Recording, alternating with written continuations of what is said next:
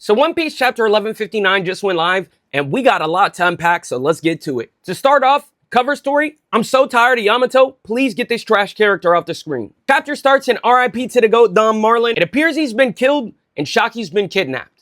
Now, of course, the greatest simp in history prepares to crash out. We can assume that Shaki was gone for a year based on context clues, and we know how the CDs get down, RIP to Jenny, so it's understandable to be worried. We see Rayleigh sweating, which is crazy, because bro is ready to crash out just to treat her like trash in the future. We jump to God Valley, and we see Shanks' mom talking to Garling, and I gotta say, Oda truly is the master of foreshadowing, because who could have assumed that Shanks' mom would name her son Shanks only to be shanked by her baby daddy? That is crazy.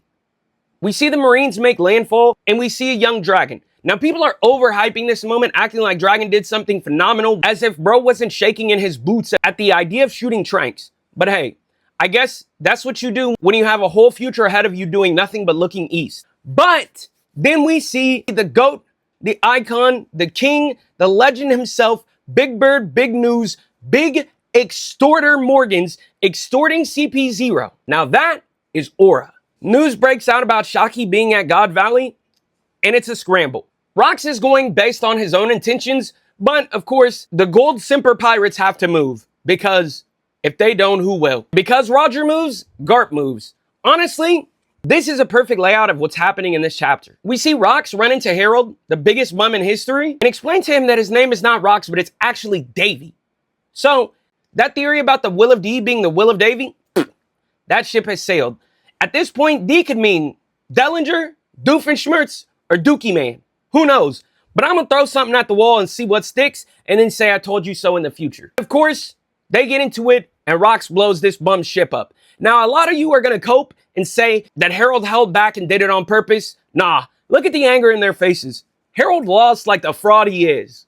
We see the CDs and the Holy Knights, or should I say, the Freaky Knights, have all made an appearance. And it's kind of cool to see all of these legends in this era going crazy, but it's also kind of gross. We see young Dragon pull up on Shanks' mom, who tells him, "Get my kids off the island." And we see young Teach in a cage.